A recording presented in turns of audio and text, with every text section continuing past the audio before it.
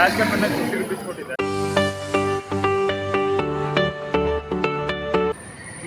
ಇವಾಗ ಹೆಂಗೆ ಎಷ್ಟಿದೆಯೋ ಗೊತ್ತಿಲ್ಲ, ಕೇಳಬೇಕು. ಇವಾಗ ಜಸ್ಟ್ ಬಂದೆ, ಫುಲ್ಲು ರಶ್ ಇತ್ತು ಬಸ್ಸು. ರೌಂಡ್ ಇವಾಗ ನಂದು 9th ರೌಂಡ್. ಸ್ವೀಟ್ ಟು ಹಾಲ್ ಟು ಫ್ಯಾನ್ಸೆ ಹಾಲ್ ಟು ಬೀಟು ಅಭಿಮಾನ ನಿನ್ನ ರೂಟು ಅಭಿಮಾನಿಗೆ salute. Hello guys, welcome back to my new vlog. ಇವತ್ತಿನ ಹೊಸ ವ್ಲಾಗ್ಗೆ ಸುಸ್ವಾಗತ. ಏನಂದರೆ ತುಂಬ ದಿನದಿಂದ ಅನ್ಕೊತಾ ಇದ್ದೆ ಕಾಟೇರಮ್ಮ ದೇವಸ್ಥಾನಕ್ಕೆ ಹೋಗ್ಬೇಕು ಅಂತ. ಬನ್ನಿ ಇವತ್ತು ಹೋಗೋಣ. ನಿನ್ನೆ ಮೊನ್ನೆ ವ್ಲಾಗೇ ಮಾಡಿಲ್ಲ ನಾನು. ನೈಟ್ ಶಿಫ್ಟ್ ಅಲ್ಲ, ಅದಕ್ಕೆ ಬೇಜಾರಾಗಿತ್ತು ನನಗೆ. ಟೈಮ್ ಬಂದ್ಬಿಟ್ಟು 4:15. ಇವತ್ತು ನಿದ್ದೆ ಬಂದಿಲ್ಲ, ಬರೀ 1 hour ಹಾಫ್ ಆನ್ ಅವರ್ ನಿದ್ದೆ ಮಾಡಿದೆ ಅಷ್ಟೇ. ಬನ್ನಿ ಇವತ್ತು ನೈಟ್ ನಿದ್ದೆ ಮಾಡೋಣ. ನಾಳೆಯಿಂದ ಸೆಕೆಂಡ್ ಶಿಫ್ಟ್. ಖುಷಿ ವಿಷಯ. ಜಸ್ಟ್ ಇವಾಗ ಸ್ನಾನ ಮಾಡ್ಕೊಂಡು ಬಂದಿದ್ದೀನಿ. ಯಪ್ಪ ದೇವರೇ, ಬಟ್ಟೆ ಹೋಗೋದು ಸ್ನಾನ ಮಾಡೋಷ್ಟು ಕರೆಕ್ಟ್ 1 hour ಆಗುತ್ತೆ. ನಾನು 4:30ಗೆ ನಾನು ಸ್ನಾನ ಮಾಡೋಕ್ಕೆ ಹೋಗಿದ್ದು. 5:30 ಎಕ್ಸಾಕ್ಟ್ಲಿ 1 hour ಆಗಿದೆ. ನಾನು ಆ್ಯಕ್ಚುಲಿ 15 to 20 minutes ಅಷ್ಟೇ ತೊಗೊಳ್ಳೋದು ಸ್ನಾನ ಮಾಡೋದಕ್ಕೆ. ಓಕೆ, ರೆಡಿ ಆಗ್ತೀನಿ. ನಾನು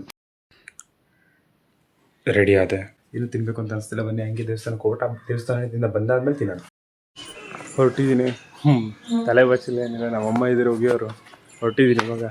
ಈ ನಂದಿನಿಂದ ಒಟ್ಟು ಬಸ್ಸಿಗೆ ಕಾಯೋದಕ್ಕಾಗಲ್ಲ. ಬಿಟ್ಟು ನಿಜವಾಗ್ಲು ಬೇಜಾರಾಗುತ್ತೆ. ಒಂದು ನೈಟ್ ಬೇಕಾದ್ರೆ ನಿದ್ದೆ ಮಾಡ್ಬರ್ಬೋದು. ಜಸ್ಟ್ ಮೆಜೆಸ್ಟಿಕ್ಗೆ ಬಂದೆ.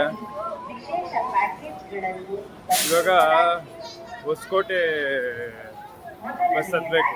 ನೀವೇನಾದ್ರು ಮೆಜೆಸ್ಟಿಕ್ಗೆ ಬಂದರೆ, ಅಕಸ್ಮಾತ್ ಏನಾದ್ರು ಸೇಮ್ ಕಂಬಳಿಪುರಕ್ಕೆ ಕಾಟೇರಮ್ಮ ದೇವಸ್ಥಾನಕ್ಕೆ ಹೋಗ್ಬೇಕು ಅಂತ ಅಂದರೆ ಹೊಸಕೋಟೆಗೆ ಹೋಗ್ಬೇಕಾಗುತ್ತೆ ಮೆಜೆಸ್ಟಿಕ್ಕಿಂದ. ಅದಕ್ಕೆ ನೀವು ಹೊಸಕೋಟೆ ಬಸ್ ಹತ್ತಬೇಕು. ಹೊಸಕೋಟೆ ಬಸ್ ನಂಬರ್ ನನಗೆ ಗೊತ್ತಿಲ್ಲ, ಬರೀ ಕೇಳೋಣ ಯಾರ ಹತ್ರ. ಓಕೆ, ಹೊಸಕೋಟೆಗೆ ಹೋಗ್ಬೇಕಂದ್ರೆ 316M ನನಗೆ ಕಾಣಿಸ್ತಿರೋದು. ಅಲ್ಲಿ ಎಲ್ಲ ಕಡೆ ಕೇಳಿದೆ, ಯಾರು ಕರೆಕ್ಟಾಗಿ ಹೇಳಿಲ್ಲ. ಈಗ ಲಾಸ್ಟ್ಗೆ ಹೋಗಿ ಅಂತ ಹೇಳಿದ್ರು ಅಷ್ಟೇ. ಬರೀ ನೋಡೋಣ. ಏನಾಯಿತು ಗೊತ್ತಾ, ಇವತ್ತು ಚೆಕಿಂಗ್ ಅವ್ರು ಹೋಗ್ಬಿಟ್ಟಿದ್ರು.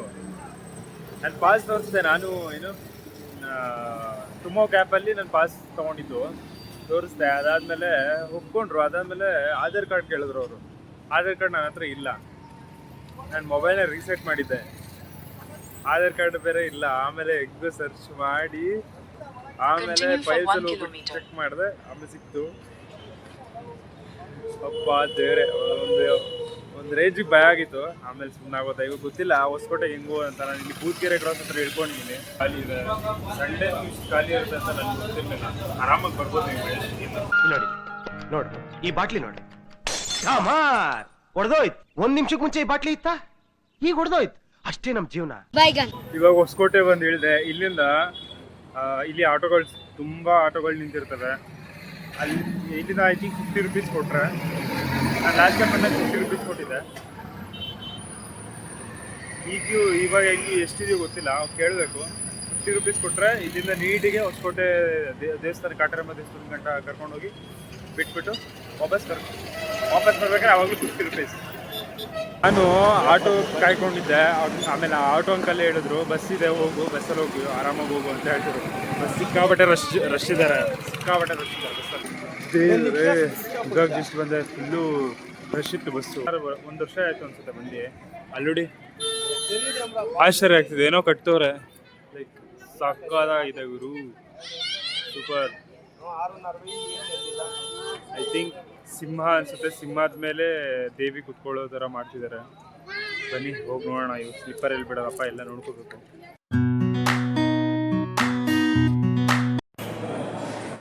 ನಾನು 1 ವರ್ಷದಿಂದ ಬಂದಿದ್ದೆ. ಅವಾಗ ಈ ಥರ ಇದೆಲ್ಲ ರೆಡಿ ಮಾಡ್ತಿದ್ರು. ಬಟ್ ಇವಾಗ ಸಕ್ಕದಾಗಿ ಮಾಡಿದ್ದಾರೆ. ದೊಡ್ಡ ದೇವಸ್ಥಾನನೇ ಆಗುತ್ತೆ ಇದು, ಪಕ್ಕ ಸೇಮ್ ತಿರುಪತಿ ಥರ ಆಗುತ್ತೆ ಅನಿಸುತ್ತೆ.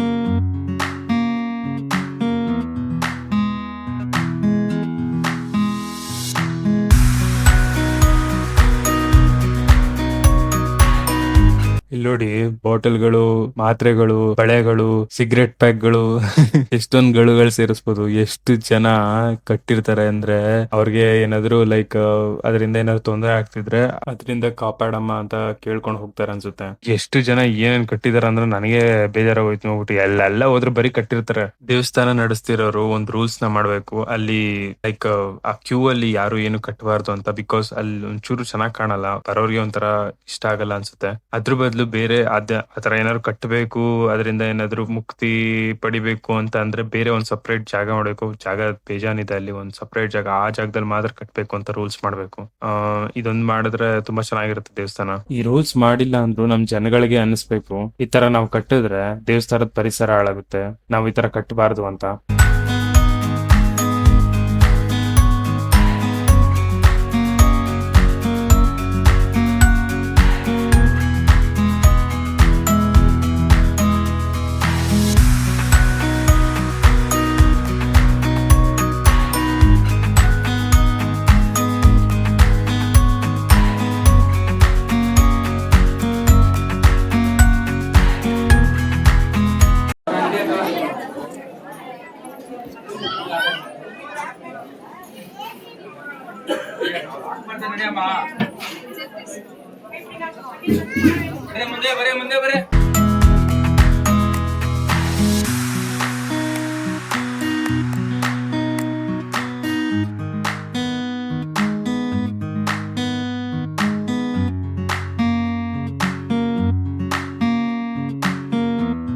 ಇನ್ನೊಂದೇನಂದ್ರೆ ಇಲ್ಲಿ ಕಾಯಿ ಕಟ್ಟಿದಾರಲ್ಲ, ಇದ್ರ ವಿಶೇಷತೆ ಏನಂದ್ರೆ ನಾವು ಫಾರ್ ಎಕ್ಸಾಂಪಲ್ ನಮ್ಗೆ ಉದ್ಯೋಗ ಅವಕಾಶ ಅಥವಾ ನಮ್ಮ ಮನೇಲಿ ಈ ತರ ಕಷ್ಟ ಇದೆ, ಇದನ್ನ ಪರಿಹಾರ ಮಾಡಮ್ಮ ಅಂತ ಕೇಳ್ಕೊಂಡು 108 ಸುತ್ತ ಹಾಕಿ ಈ ಮರಕ್ಕೆ ನಾವು ಕಾಯಿ ಕಟ್ಟಿದ್ರೆ ಪ್ರತಿ ವಾರ ಬಂದು 9 ವಾರ ತನಕ ಪೂರ್ತಿ ಇದೇ ತರ ಮಾಡಿದ್ರೆ ನಮ್ಗೆ ಒಂದು ಪಾಸಿಟಿವ್ ಸೊಲ್ಯೂಷನ್ ಸಿಗುತ್ತೆ ಅಂತ ಎಷ್ಟೊಂದ್ ಜನ ಹೇಳಿದ್ದಾರೆ.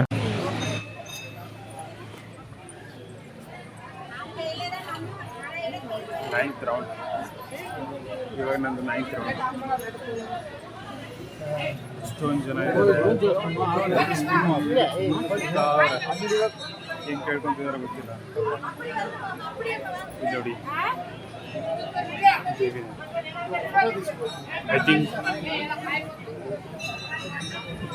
ಐ ಥಿಂಕ್ ಇವಾಗ ಪ್ರತಿಷ್ಠಾಪನೆ ಮಾಡಿ ಇಟ್ಟಿದ್ದಾರೆ ಅನ್ಸುತ್ತೆ. ಅದನ್ನ ಎಲ್ಲರೂ ಬೇರೆ ಕಡೆ ನಿಲ್ಲಿಸ್ತಾರೆ.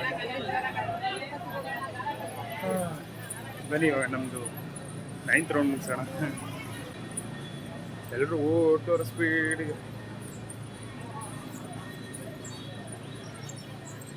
ನೋಡಿ, ಎಲ್ಲರೂ ಓಡ್ತವ್ರು. ಓಡು ಓಡು ಓಡು ಅಂತ. ಬಿಕಾಸ್ ಅವರು 108 ರೌಂಡ್ ಹೊಡಿತಿದ್ದಾರೆ, ಅದಕ್ಕೆ ಎಲ್ಲರೂ ಓಡ್ಕೊಂಡು ಮಾಡ್ತಿದ್ದಾರೆ. ಬಿಕಾಸ್ ಟೈಮ್ ಸಾಲಲ್ಲ, ಮತ್ತು ಜಾಸ್ತಿ ಜನ ಬೇರೆ ಇದ್ದಾರೆ, ಅದಕ್ಕೆ ಅಷ್ಟೇ.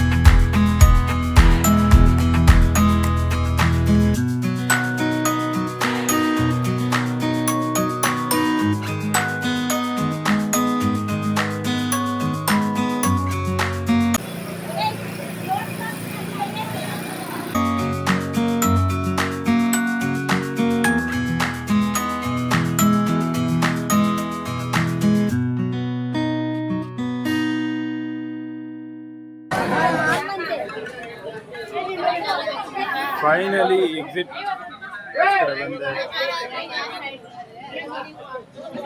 ಏನು ಮಾಡಬೇಕು ಅಂತ ಗೊತ್ತಾಗ್ತಿಲ್ಲ. ಬನ್ನಿ ಹೋಗೋಣ.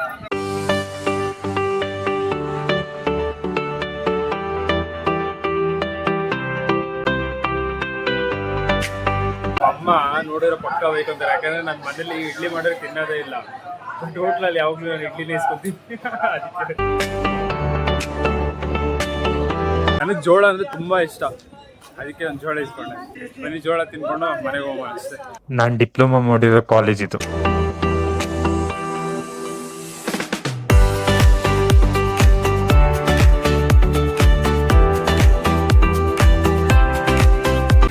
ಜಸ್ಟ್ ನಂದಿನಿ ಲೇಔಟಿಗೆ ಬಂದೆ, ಮನೆಗೆ ಹೋಗ್ತಾ ಇದ್ದೀನಿ. ನನಗಂತೂ ಸಿಕ್ಕಾಪಟ್ಟೆ ಸುಸ್ತಾಗಿದೆ. ಬಿಸಿಲು ಅಪ್ಪ ದೇವರೇ, ಅಷ್ಟೊಂದು ಬಿಸಿಲು. ನನಗೆ ಆಗಲಿಲ್ಲ. ನಂಗೆ ಒಂದು ದೊಡ್ಡ ನೀರು ಕುಡ್ದಿರ್ಲಿಲ್ಲ ಗೊತ್ತಾ. ನಿಜವಾಗ್ಲೂ ಅಲ್ಲಿ ಇಡ್ಲಿ ತಿನ್ನಲ್ಲ ನನಗೆ. ಇಡ್ಲಿ ಅಪ್ಪ ದೇವರೇ ಬೇಜಾರಾಗೋಯ್ತು ತಿನ್ಬಿಟ್ಟು. ನಮ್ಮ ಅಮ್ಮನೇ ಅಷ್ಟು ಚೆನ್ನಾಗಿ ಮಾಡ್ತಾರೆ, ಆ ಇಡ್ಲಿನೇ ತಿನ್ನಲ್ಲ. ಅಲ್ಲಿ 50 ರೂಪಾಯಿ ಕೊಟ್ಬಿಟ್ಟಿದ್ದೀನಿ. ಇಷ್ಟ ಆಗಿಲ್ಲ ಇಡ್ಲಿ. ಗಣೇಶ ಒಳ್ಳೇದು ಮಾಡಪ್ಪ ತಂದೆ. ನಾನು 2:30ಗೆ ಮನೆಗೆ ಬಂದೆ. 2:30ಗೆ ಮನೆಗೆ ಬಂದೆ.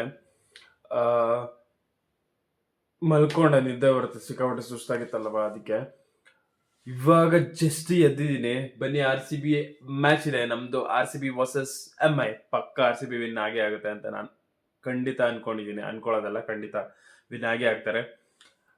ಮತ್ತೆ ಇನ್ನೇನಪ್ಪ, ಬನ್ನಿ ಮ್ಯಾಚ್ ನೋಡೋಣ. ನಾನು ಹೇಳ್ದಾಗೆಲ್ಲ ವಿನ್ ಆಗೇ ಆಗಿದೆ. ನಾನು ಹೇಳ್ದಂಗೆ RCB ವರ್ಸಸ್ MI ಮ್ಯಾಚ್ ಅಲ್ಲಿ RCBನೇ ವಿನ್ ಆಯ್ತು. ಏನಂದ್ರೆ 1 ವಾರ ಪೂರ್ತಿ ನಾನು ಬ್ಲಾಗ್ ಮಾಡಿಲ್ಲ. ಯಾಕೆ ಗೊತ್ತಾ? ಯಾಕೆಂದ್ರೆ ಇಂಟ್ರೆಸ್ಟ್ ಇರ್ಲಿಲ್ಲ. 1 ವಾರ ಬಟ್ಟೆ ಒಗಿತಾ ಇದ್ದೆ. ಅದಕ್ಕೆ ನಿಜವಾಗ್ಲೂ ಅಷ್ಟೇ, ನನ್ಗೆ ಬಟ್ಟೆ ಒಗೆ ಕುತ್ಕೊಂತಿದ್ನಲ್ಲ, ಟೈಮ್ ಸಾಲ್ತಿರ್ಲಿಲ್ಲ ಎಡಿಟ್ ಮಾಡೋದಕ್ಕೆ. ಅದಕ್ಕೆ ಮತ್ತೆ ಮನೇಲಿ ನಾನು ಒಬ್ಬನೇ ಇರೋದು, ನಮ್ಮಮ್ಮ ಇಲ್ಲ. ನಮ್ಮಮ್ಮ ಇದ್ದಿದ್ರೆ ತುಂಬಾ ಚೆನ್ನಾಗಿರ್ತಿತ್ತು. ನಮ್ಮಮ್ಮ ಊರಿಗೆ ಹೋಗಿದ್ದಾರೆ. ಓಕೆ, ಏನು ಮಾಡಕ್ಕಾಗಲ್ಲ. ನಮ್ಮಮ್ಮ ಬರಗಂಟ ನಾನು ಆದಷ್ಟು ವ್ಲಾಗ್ಸ್ ನ ಮಾಡೋದಕ್ಕೆ ಟ್ರೈ ಮಾಡ್ತೀನಿ. ನಮ್ಮಮ್ಮ ಬಂದ್ಮೇಲೆ ಇನ್ನೂ ಚೆನ್ನಾಗಿ ಮಾಡ್ತೀನಿ ವ್ಲಾಗ್ಸ್ ನ ಅಂತ ಹೇಳ್ತಾ, ಇಲ್ಲಿಗೆ ನಾನು ಈ ವ್ಲಾಗ್ ನಾನು ಇಲ್ಲಿಗೆ ಎಂಡ್ ಮಾಡ್ತಿದ್ದೀನಿ. ನಿಮ್ಗೇನಾದ್ರೂ ಈ ಬ್ಲಾಗ್ ಇಷ್ಟ ಆಗಿದ್ರೆ ಪ್ಲೀಸ್ ಲೈಕ್ ಮಾಡಿ, ಶೇರ್ ಮಾಡಿ, ಮತ್ತೆ ಕಮೆಂಟ್ ಮಾಡಿ, ಮತ್ತೆ ಸಬ್ಸ್ಕ್ರೈಬ್ ಮಾಡೋದು ಮಾತ್ರ ಮರಿಬೇಡಿ. Thank you so much for watching. Bye guys. ಅದೇನ್ಕಿದ್ ದಬಾಕೆ ಹೇಳ. ನಮ್ಮ ಅವನಾಣೆಗೂ ಗೊತ್ತಿಲ್ಲ ಚಪಾತಿ, ಆದ್ರೆ ಸಾಧಿಸ್ತೀನಿ. ನೋಡ, ಏನ್ ಸಾಧನೆ ಮಾಡ್ಬೇಕು ಅನ್ನೋದು ಗೊತ್ತಿಲ್ದಿರೋದೇ ದೊಡ್ಡ ಸಾಧನೆ ಕಣ.